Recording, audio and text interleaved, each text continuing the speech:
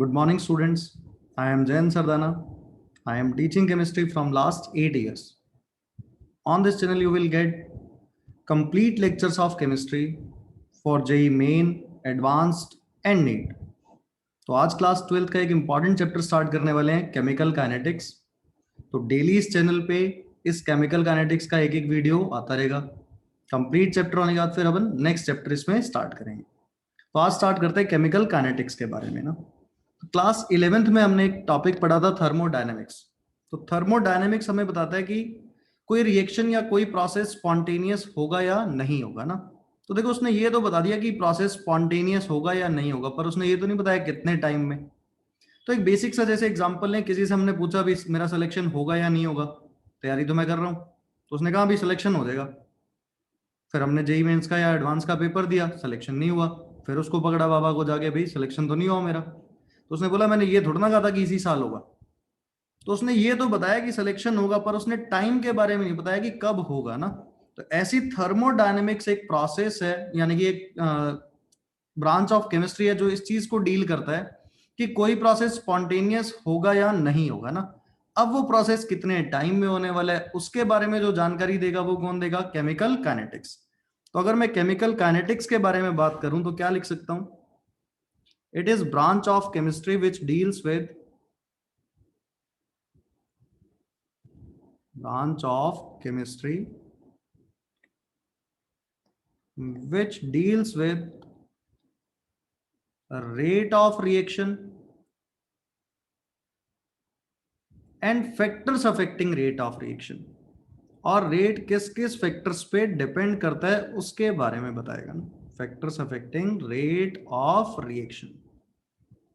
अब देखना, अगर मेरे को किसी भी रिएक्शन के पाथ के बारे में पता लगाना है या उसके रेट के बारे में आइडेंटिफाई करना है, तो देखना बहुत सारी केमिकल रिएक्शंस ऐसे होती है जो बहुत ही स्लो होती हैं। जैसे रेडियो एक्टिव डिसइंटीग्रेशन रिएक्शंस बहुत स्लो रिएक्शंस हैं, ठीक है। और बहुत सारी ऐसी रिएक्शंस हैं जो बहुत ही फास्ट रिएक्शन है। जैसे सोडियम को हम एटमॉस्फेयर में छोड़ दें या वाटर में डाल दें तो बहुत ही फास्ट रिएक्शन है। तो उनके रेट को स्टडी करना कंपैरेटिवली क्या होता है? मुश्किल होता है ना। तो हम काइनेटिक्स में पाथ को डिटरमाइन करने के लिए या जो इंटरमीडिएट्स आइसोलेट करने के लिए यूज करते हैं कि कैसे पता लगाएं कि रिएक्शन कैसे हुई होगी ना, तो हम मॉडरेटली फास्ट रिएक्शन या मॉडरेटली स्लो रिएक्शंस के लिए इसको यूज करते हैं। बहुत ज्यादा फास्ट या बहुत ज्यादा स्लो रिएक्शंस के लिए केमिकल काइनेटिक्स हम नहीं पढ़ते। तो अगर बात करें तो क्या लिखेंगे? इट इज स्टडीड फॉर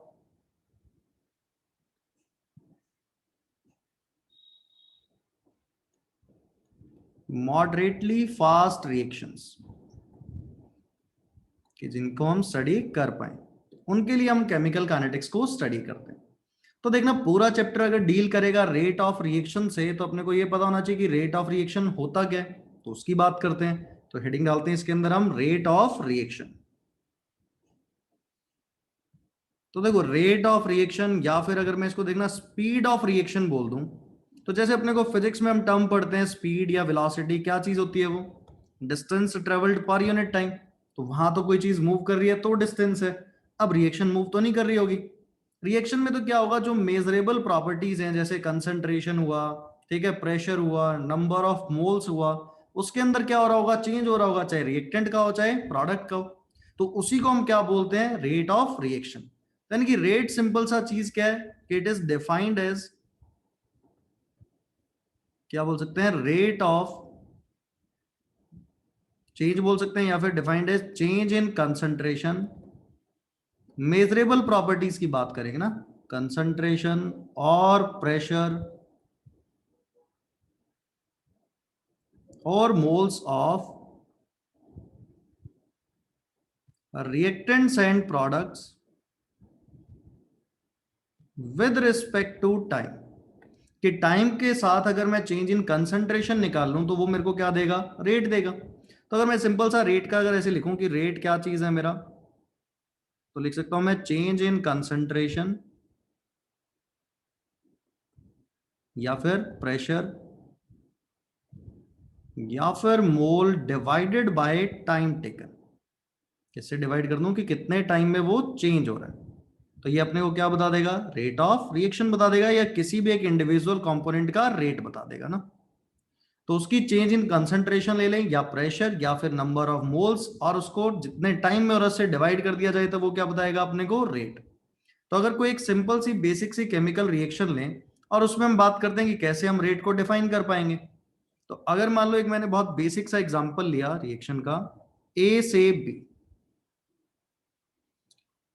और मैं बोलता हूँ कि इनिशियल टाइम पे time t is equal to zero, मैंने t इनिशियल को बोल दिया जीरो टाइम, तो मैंने क्या लिया, ए लिया हुआ था सिर्फ, तो ए की कंसंट्रेशन क्या थी, ए इनिशियल, उस टाइम पे मैंने बी कुछ भी नहीं लिया, तो बी की कंसंट्रेशन क्या है, जीरो।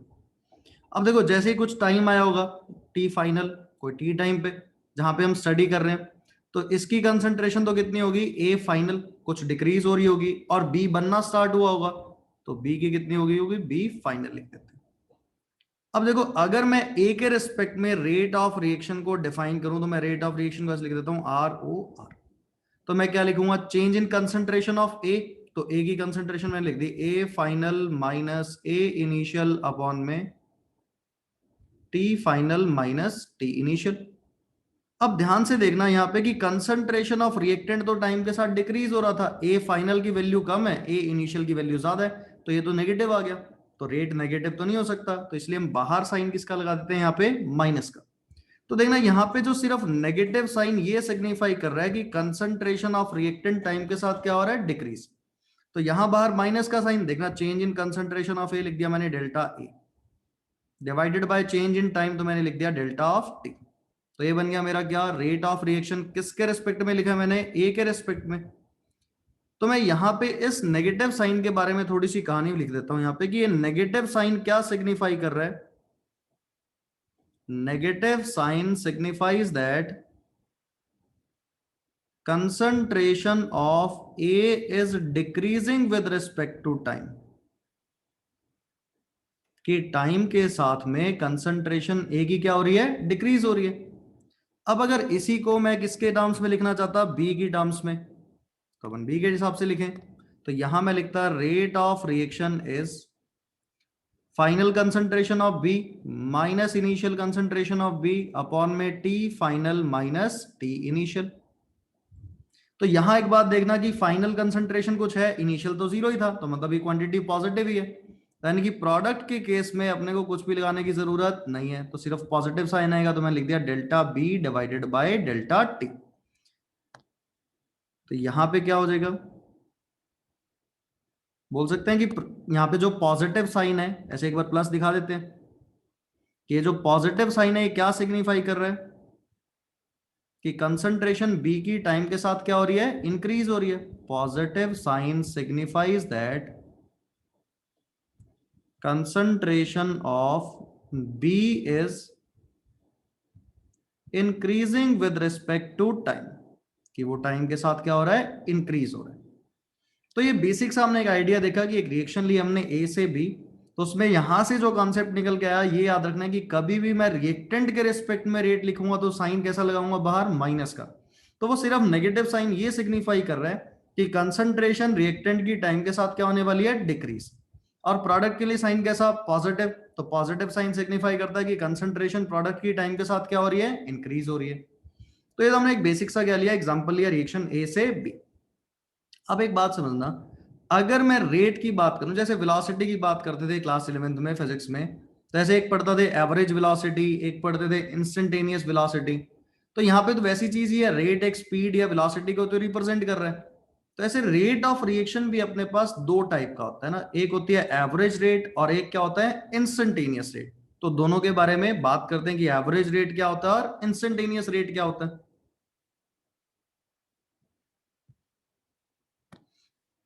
तो अब हम क्या करते हैं, रेट ऑफ रिएक्शन को दो तरीके से क्लासिफाई कर देते हैं।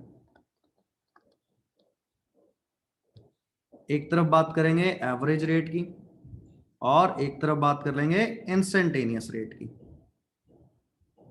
यहां बात करते हैं एवरेज रेट, और यहां लिखते हैं हम इंस्टेंटेनियस रेट। ठीक है, तो रिएक्शन हमने वही सिंपल रिएक्शन ली हुई है, कौन सी, ए से बी, यही रिएक्शन लेके चले हुए हम। ठीक है, टाइम जीरो पे इसी के रिस्पेक्ट में सारी कहानी लेके चलेंगे, इनिशियल, और किसी टाइम टी पे ये क्या है, ए फाइनल। ये लेके चला। देखो एवरेज क्या चीज होती है, जब हम किसी इंटरवल में रेट को डिफाइन करेंगे तो वो क्या होगा, अपना एवरेज रेट। यानी क्या होगा, it is defined for a time interval, for a time interval, कि किसी एक टाइम इंटरवल के लिए डिफाइन करेंगे तो वो क्या होगा, अपना एवरेज रेट। जैसे ही हमने एग्जांपल लिया हुआ था, तो अगर इसके लिए मैं डिफाइन करूं कि रेट क्या चीज होगा मेरा, तो मैं क्या लिखूंगा, एक इंटरवल के अंदर तो माइनस का साइन लगाया जाएगा यहां पे, तो ए final minus A initial upon में टी माइनस जीरो। तो देखो ए final minus A initial negative और बाहर मैंने साइन लगा ही दिया। तो यहां देखना इसी को तो क्या लिख सकते हैं, बड़े चेंज को डेल्टा से रिप्रेजेंट करते हैं, तो minus of delta A divided by delta T. तो मैं इसी रेट को क्या बोल सकता हूं, क्या ये मेरा एवरेज रेट है, ये अपना क्या चीज है, इट इज एवरेज रेट, क्योंकि हमने एक इंटरवल में डिफाइन किया 0 से टी टाइम में, तो ये हुआ अपना एवरेज रेट। अब इंस्टेंटेनियस रेट क्या होता है, अगर मैं किसी एक स्पेसिफिक इंस्टेंट पे, स्पेसिफिक टाइम पे डिफाइन करूं रेट को, तो वो मेरा क्या होगा, इंस्टेंटेनियस रेट। तो यहां हम क्या बोल सकते हैं कि it is defined at any instant of time. किसी एक इंस्टेंट पे अगर डिफाइन करें तो वो क्या होगा, अपना इंस्टेंटेनियस रेट होगा ना। तो रिएक्शन अपने पास यही थी, मान लो ए से बी।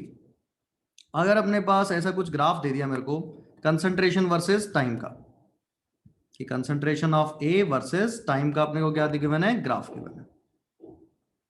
अब मेरे को पता ही है एक रिएक्टेंट है तो टाइम के साथ कंसंट्रेशन क्या हो रही होगी, इसकी डिक्रीज हो रही होगी, ऐसा कुछ था। अब समझना एक बार बात, मैं यहाँ पे क्या इसके बारे में ऐसी बात कर सकता हूँ कि ये कोई किसी टी टाइम पे अगर मेरे को क्या निकालना है, इसके अंदर रेट निकालना है, तो देखो इंस्टेंटेनियस रेट को मैथमेटिकली कैसे लिखा जा सकता है क्या, कि देखो जैसे 0 से टी इंटरवल था, अगर मैं उस इंटरवल को 10 to 0 कर दूं, इंटरवल क्या कर दूं बहुत ही छोटा, तो क्या एक स्पेसिफिक टाइम इंस्टेंट आ गया होगा, और मैं लिखा minus of delta A divided by delta T. तो ये किसको रिप्रेजेंट करेगा अभी, देखना स्मॉल चेंज डेल्टा टी 0 हो गया तो क्या रिप्रेजेंट कर देगा, ये minus of D A divided by D T. तो ये अपना इसके अंदर क्या आ गया, इंस्टेंटेनियस रेट आ गया। तो देखना minus of D A by D T यहां पे किस चीज को रिप्रेजेंट करता होगा, यहां अगर मैं minus of D A by D T की बात करूं, तो किसी भी एक इंस्टेंट पे जैसे ये था, यहां पे अगर मैं इस पे एक टेंजेंट ड्रॉ कर दूं और उसका स्लोप निकाल लूं, तो वो मेरे को क्या देगा, change in concentration of A with respect to time. तो वही अपना क्या होगा, इंस्टेंटेनियस रेट होगा ना। तो एक चीज ध्यान रखनी है, अगर कभी सिर्फ रेट बोले ना, तो अपने को इंस्टेंटेनियस रेट ही उसको लेना होता है। ठीक है, तो इस ग्राफिकल मेथड पे एक आधा सिंपल सा क्वेश्चन अपने से पूछ भी सकता है, तो उसकी अपन बात कर लेते हैं कि कैसे इस पे इंस्टेंटेनियस रेट पे क्वेश्चन ग्राफ के हेल्प से पूछ सकता है ना। तो वो देखना मैथमेटिकल क्वेश्चन हो जाएगा वो उसके अंदर कोई भी, केमिस्ट्री में तो सिंपल है कि इसका स्लोप निकालना अपने को आना चाहिए ना, और जिस बच्चे को स्लोप निकालना आता होगा वो क्या करेगा, इजिली इस क्वेश्चन को क्या कर देगा, सॉल्व कर देगा। तो एक काम करते हैं, ऐसा सिंपल सा कैलकुलेशन वाला क्वेश्चन ले लेते हैं। तो अगर मैं एक सिंपल सा एग्जांपल लूं इसमें क्वेश्चन की फॉर्म में, कि मेरे को कंसंट्रेशन वर्सेस टाइम का ग्राफ गिवन है, वही concentration of A with respect to time, यहां टाइम, और कुछ ग्राफ अपना ऐसा गिवन है, और किसी एक इंटरवल पे, किसी एक टाइम पे, time T is equal to, ये 20 सेकेंड था ना, कह रहे कि इस पे इसने क्या बना दिया, एक टेंजेंट बना रखी है ऐसे, कुछ ऐसे, और इसने क्या बोला, यहां पे कुछ अपने को पॉइंट स्पेसिफाई कर दिए कि ये कंसंट्रेशन है तो 1 मोलर, यहाँ दे दिया 2 मोलर, तो ऐसे चलते चलते यहाँ पहुंचा, ये कितना दिया हुआ था इसने, 6 मोलर। ऐसे चलते चलते टाइम 20 30 40, यहाँ टाइम दे दिया कितना है, ये 50 है। ठीक है, टाइम अपने पास किस में, सेकेंड में, और ये कंसंट्रेशन किस में अपने पास, मोलर में, मतलब मोल पर लीटर में। इसने बोला कि calculate rate at time T is equal to 20 second. तो मतलब इंस्टेंटेनियस रेट निकलवाना चाहता है अपने से, तो मेरे को पता चल गया कि इंस्टेंटेनियस रेट क्या होगा, minus of D A by D T, यही मेरा क्या होने वाला है, इंस्टेंटेनियस रेट होने वाला है। तो अगर मेरे को इंस्टेंटेनियस रेट निकालना है तो मैं इस पे इस लाइन का स्लोप निकाल लूं, तो देखो इस लाइन का जो स्लोप होगा वो क्या होने वाला है, अभी निकाल सकते हैं अभी, dy बाई डी एक्स, यानी कि change in of y with respect to change in x।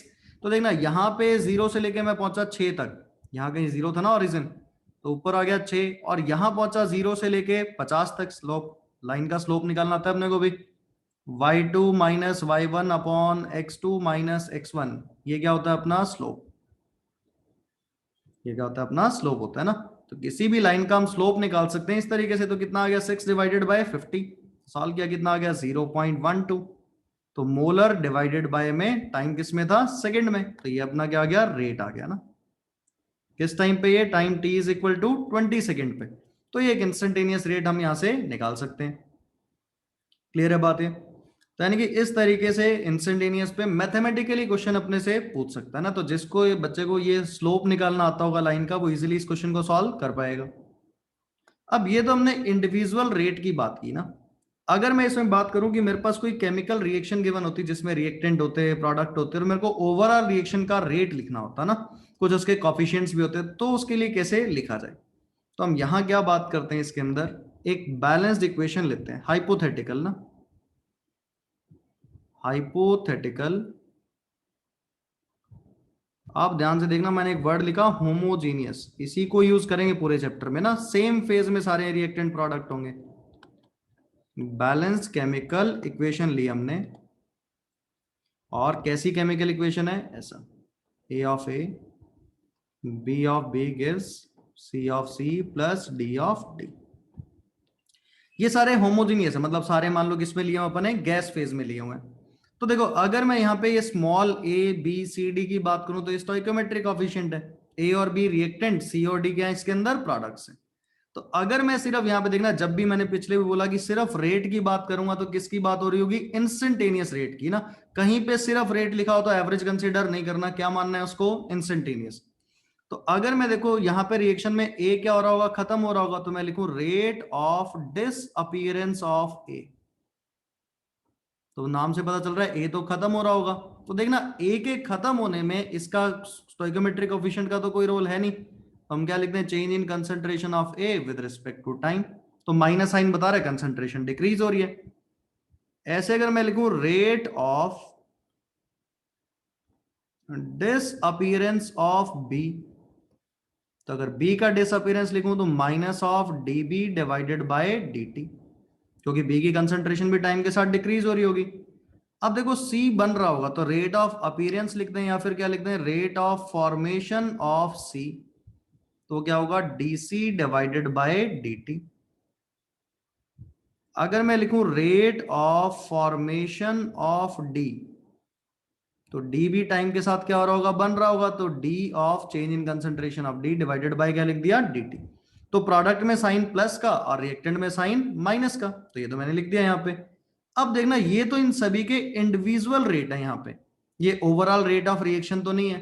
तो समझने के लिए इस एग्जांपल से समझ सकते हैं कि यहाँ पे देखना ये सभी के एक इंडिविजुअल, यानी कि अगर जैसे कंपनी के अंदर इंडिविजुअल कुछ अपने जो भी उसके पार्टनर थे उनका शेयर है, कंट्रीब्यूशन है ना, पर ओवरऑल कंपनी का जो प्रॉफिट या फिर टर्नओवर आया होगा वो तो क्या होगा, सभी के लिए सेम रहा होगा। तो ये तो इन सभी के इंडिविजुअल रेट है। तो अगर मैं यहां से रेट ऑफ रिएक्शन लिखूं, तो ये बड़ा इंपॉर्टेंट एक रिलेशन है ना। और ध्यान रखना ये वैलिड भी किसके लिए है, फॉर होमोजीनियस बैलेंस इक्वेशन ना। तो इनके स्टोइकोमेट्रिक कोएफिशिएंट से इंडिविजुअल रेट को डिवाइड कर दो, तो minus of 1 by A D A by D T is equal to minus of 1 by B dB by D T. Product के लिए लिखेंगे तो क्या होगा, 1 बाय सी, पॉजिटिव का साइन है, D C by D T, और यहां से 1 by D D of D divided by D T. तो ये अपने पास क्या हो गया, किसी भी एक बैलेंस्ड रिएक्शन के लिए क्या आ गई अपने पास, रेट ऑफ रिएक्शन आ गया, ओवरऑल रेट ऑफ रिएक्शन। तो वो चाहे मैं ए से पूछूं, चाहे बी से, चाहे सी से, चाहे डी से, सभी ने वैल्यू तो सेम बताने वाले थे, तो ये सारे के आपस में बराबर है। अब एक बात देखना, रेट ऑफ रिएक्शन के लिए मेरे पास क्या जरूरी है, केमिकल रिएक्शन बैलेंस होनी जरूरी है, पर इंडिविजुअल रेट के लिए ऐसी कोई जरूरत नहीं है। तो मैं क्या नोट डाल के एक बड़ी इंपॉर्टेंट बात लिख सकता हूं यहां से, तो मैं यही लिख देता हूं इसमें, कि इंडिविजुअल रेट के लिए बैलेंस केमिकल इक्वेशन की कोई जरूरत नहीं है, पर ओवरऑल रेट लिखने के लिए बैलेंस केमिकल इक्वेशन की जरूरत है ना। यानी कि क्या बोल सकते हैं कि rate of reaction is insignificant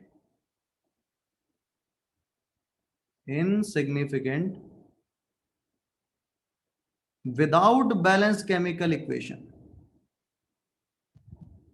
अगर बैलेंस केमिकल इक्वेशन अपने को गिवन नहीं है तो हम रेट ऑफ रिएक्शन नहीं लिख सकते ना खुद। और दूसरी बात यहां पे करें कि इंडिविजुअल रेट के लिए अपने को कोई बैलेंस केमिकल इक्वेशन की जरूरत नहीं है। For individual rate of components, rate of components मतलब जो रिएक्टेंट या फिर प्रोडक्ट है, balance chemical equation is not required. तो उसके लिए अपने को बैलेंस केमिकल इक्वेशन की जरूरत नहीं है, इक्वेशन इज नॉट रिक्वायर्ड, तो उसकी अपने को कोई भी इसमें जरूरत नहीं है। तो ये बड़ी एक इंपॉर्टेंट बात है ना, देखना इस पे क्वेश्चंस कई बार पूछ भी लेता है। अगर कभी बैलेंस केमिकल इक्वेशन गिवन और ओवरऑल रेट ऑफ रिएक्शन पूछे तो हम आंसर क्या लगाते हैं उसके अंदर कि rate of reaction is not defined या डाटा इज इनसफिशिएंट। ठीक है, पर इंडिविजुअल रेट के लिए अपने को कोई स्टोइकोमेट्रिक कोएफिशिएंट की जरूरत नहीं है। तो देना इसी एक बेसिक सी चीज पे नीट में पिछले साल क्वेश्चन पूछा गया ना, बहुत बेसिक सा, फ्री के 4 नंबर थे ना। देखो कैसे पूछा गया उसमें क्वेश्चन। ठीक है, वो ऑप्शंस नहीं थे, अब तुम पूरा उसमें क्वेश्चन लिख देंगे ना सारे रिलेशन। ऐसा कुछ गिवन था, N2 gas 3H2 gas gives 2NH3 gas. तो ऐसा था correct relation between rate of reaction ना, तो हम तो ऐसे लिख देते हैं कि right expression for rate of reaction, expression for rate of reaction, कि ओवरऑल रेट ऑफ रिएक्शन का एक्सप्रेशन क्या होगा। तो देखो अगर किसी बच्चे को सिर्फ ये याद हो कि माइनस कहाँ आएगा प्लस कहाँ आएगा तो वो इजीली क्वेश्चन को सॉल्व कर लेगा ना।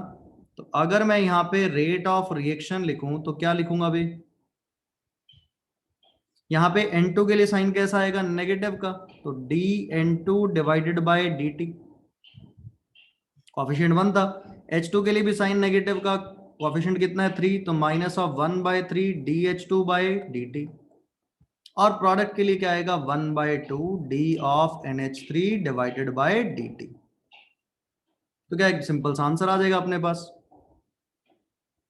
तो इसमें से मैच करना था, जो मैच कर रहा था वो अपना क्या था, आंसर था। तो ये नीट में प्रीवियस ईयर का आया हुआ क्वेश्चन है, पिछले ही साल पूछा गया है ना। तो बहुत ही सिंपल क्वेश्चन ये आया हुआ था अपने पास। तो ये पर याद रखना, ये वैलिड किसके लिए, फॉर होमोजीनियस। कहीं हेट्रोजीनियस होगा ना तो वहां फिर change in number of moles with respect to time लेते हैं, पर अपने सिलेबस में कहीं ऐसा कोई केस आएगा ही नहीं कि जहां पे हेट्रोजीनियस अपने को इक्वेशन गिवन हो।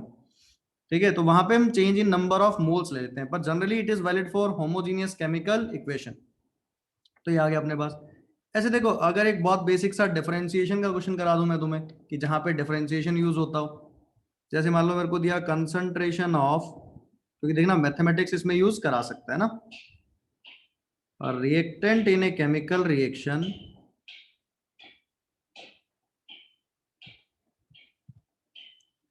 डिक्रीजेस विद टाइम, कह रहा है कि टाइम के साथ क्या हो रही है, वो डिक्रीज हो रही है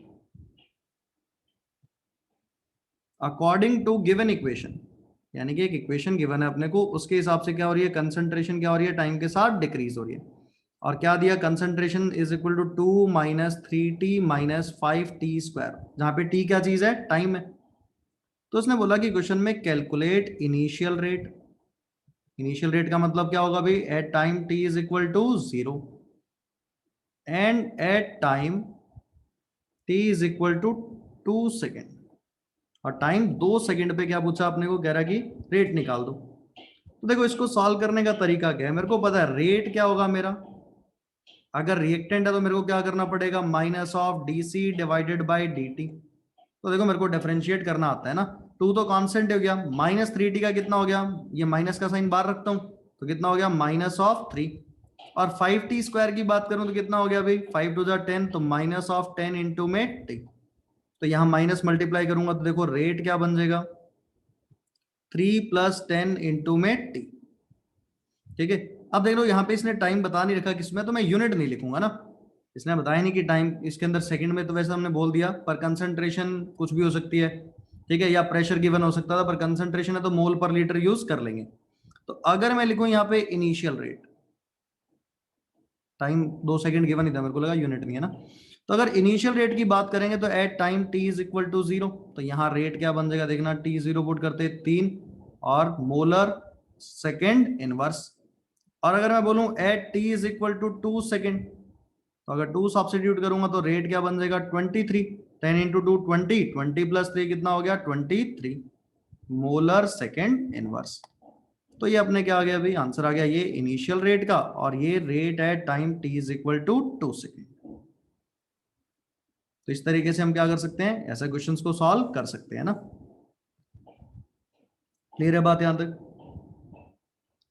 ऐसे एक छोटी सी बात है, अगर कभी पूछ ले कि यूनिट ऑफ रेट क्या होता है ना, फिर एक अच्छा सा क्वेश्चन करते हैं जहां पे थोड़ा सा दिमाग लगेगा। तो देखो यूनिट ऑफ रेट में अभी मैं रेट को चेंज इन कंसंट्रेशन लिख रहा हूं ना, change in concentration with respect to time. तो यूनिट क्या बनेगा यहां से देखना, रेट का भी, कंसंट्रेशन तो क्या होगी मोल लीटर इनवर्स लिख दें भी, या फिर मोलर लिख दो, और साथ में क्या हो गया टाइम इनवर्स। अब देखो टाइम किसी भी चीज में हो सकता है, टाइम सेकंड में हो, मिनट में हो, आवर में हो, डे हो, ठीक है, कुछ भी हो सकता है, ईयर भी हो सकते हैं ना। तो यहाँ पे जो टाइम है ये कुछ भी हो सकता है ना, टाइम इज सेकंड हो जाए, मिनट हो जाए, आवर हो जाए, डे हो जाए, ठीक है, कुछ भी हो सकता है, ईयर भी हो सकता है। तो वो डिपेंड करता है टाइम अपने को किस चीज में गिवन है। तो ये क्या होगा यूनिट ऑफ रेट, और हम वैसे भी रेट की यूनिट तो अभी यूज कर ही रहे थे, वो तो सिंपल है, कंसंट्रेशन डिवाइडेड बाय टाइम। अब एक बहुत बेसिक सा एग्जांपल करते हैं इसके अंदर, जो हमने पढ़ा कि बैलेंस केमिकल इक्वेशन के लिए कैसे लिखते हैं, उस पे किस तरीके का क्वेश्चन अपने से पूछ सकता है। मान लो एक इक्वेशन दी अपने को, reaction SO2 plus O2 gives SO3, balance chemical equation given है। क्वेश्चन में बोला कि rate of disappearance of O2 is 80 ग्राम पर मिनट, कि ये क्या है 80 ग्राम पर मिनट है ना। और बोला कि calculate A part rate of disappearance of SO2, और बी पार्ट बोला rate of formation of SO3, है ना। तो बहुत बार ऐसे क्वेश्चंस में अपने से गलती क्या होती है, हम क्या नहीं चेक करते इसके अंदर कि यहाँ पे यूनिट ग्राम पर मिनट गिवन है ना। अब देखना ग्राम चेंज इन मास की तो हमने कहीं बात ही नहीं करी, या तो कंसंट्रेशन की बात करी, या प्रेशर की, या फिर नंबर ऑफ मोल्स की। तो यहाँ पे सबसे पहला काम मेरे को इसको नंबर ऑफ मोल्स में कन्वर्ट करना पड़ेगा। तो मैं इसको लिखूंगा ऐसे, change in concentration of number of moles DNO2/dt। तो वो 80 था तो ग्राम में था, मास को मैंने किससे डिवाइड कर दिया, मोलर मास से, तो कितना हो गया ये 2.5 मोल पर मिनट। तो ये मेरा आ गया नंबर ऑफ मोल्स आ गया किसके, rate of change of number of moles of O2 with respect to time. अब मैं रिलेशन लिख सकता हूँ SO2 के साथ भी और SO3 के साथ भी। तो अगर मैं लिखूं तो क्या लिखूंगा, -1/2 D SO2/dt, number of moles पे चलूंगा सब कुछ ना, -DNO2/dt, ठीक है, यहां से प्लस का साइन आएगा DNSO3/dt। क्लियर है? अब देखो पहले दो रिलेशन को पकड़ लेते हैं यहां से। तो अगर मेरे को निकालना हो -DNSO2/dt, तो 2 से मल्टीप्लाई कर दूंगा, है ना, 2 मल्टीप्लाइड बाय -DNO2/dt। और ये मैंने निकाल रखा है 2.5 मोल पर मिनट, तो कितना हो गया, इट इज 5 मोल पर मिनट। अब अगर मेरे को इसको मास में ही निकालना होता तो मैं निकाल सकता था कि rate of disappearance of SO2। तो अगर मैं इसको मास में निकालता तो ये नंबर ऑफ मोल इतना ही है। अच्छा इसका मोलर मास निकाल लूं तो कितना हो गया 64, तो ये कितना बना 320 ग्राम पर मिनट। तो एक पार्ट अपना सॉल्व हो गया। तो यही अपना ए पार्ट का आंसर था, rate of disappearance of SO2 पूछ रहा था। ऐसे अपने से यहां पे पूछ रहा है rate of formation of SO3। तो अगली स्क्रीन पे चलते हैं एक बार। तो अगर रेट ऑफ फॉर्मेशन की बात करें तो इसी को उठा लें, तो -DNO2/dt is equal to 1/2 DNSO3/dt था। तो यहां से अगर मैं number of moles of SO3 by time निकालूं, SO3 बाय dt, तो वो कितना बन गया अभी, 2 इंटू में 2.5 था, तो ये भी आया 5 मोल पर मिनट। ऐसे अगर मैं SO3 का मोलर मास निकालूं तो कितना आएगा वो 32, और ये कितना हो गया अभी 48। तो mass of formation of rate of formation of SO3, तो यहां से कितना बनेगा 5, और इसका मोलर मास निकालने कितना निकाला था अपने अभी 32 और 48 कितना हो गया 80, तो कितना हो गया ये 400 ग्राम पर मिनट। तो ऐसे अपना पास क्या आ गया, rate of formation of SO3 आ गया। तो ये अपने बी पार्ट का क्या हो गया, आंसर हो गया। तो इस तरीके से हम क्या निकाल सकते हैं, रेट निकाल सकते हैं ना। तो बस यहां ध्यान क्या रखना है, अगर कहीं ग्राम पर मिनट गिवन हुआ तो पहले उसको मोल पर मिनट में कन्वर्ट करेंगे। तो इंपॉर्टेंट क्या था, रेट ऑफ रिएक्शन के अंदर इंस्टेंटेनियस और एवरेज, इसके बारे में पता होना चाहिए। रेट के अंदर तीन चीजें, कंसंट्रेशन में चेंज, प्रेशर में चेंज, या फिर नंबर ऑफ मोल्स में। अगर कभी रेट डिफाइन नहीं हुआ तो अपन क्या मानेंगे, इंस्टेंटेनियस रेट ही उसको लेके चलेंगे। फिर एक बैलेंस केमिकल इक्वेशन के लिए अपने को लिखना आना चाहिए कि इंडिविजुअल रेट और ओवरऑल रेट में आपस में क्या रिलेशन होने वाला है। तो ये पूरी एक बात थी किसकी, हमने बात करी रेट ऑफ रिएक्शन के बारे में ना। तो नेक्स्ट लेक्चर में हम बात करने वाले हैं किसके बारे में, कि किस फैक्टर्स पे रेट ऑफ रिएक्शन डिपेंड करेगा। तो ये बहुत बेसिक सामने एलिमेंट्री आइडिया लिया आज किसका, रेट ऑफ रिएक्शन का। ठीक है, तो फिर कल मिलते हैं, कल बात करेंगे हम factors affecting rate of reaction के लिए।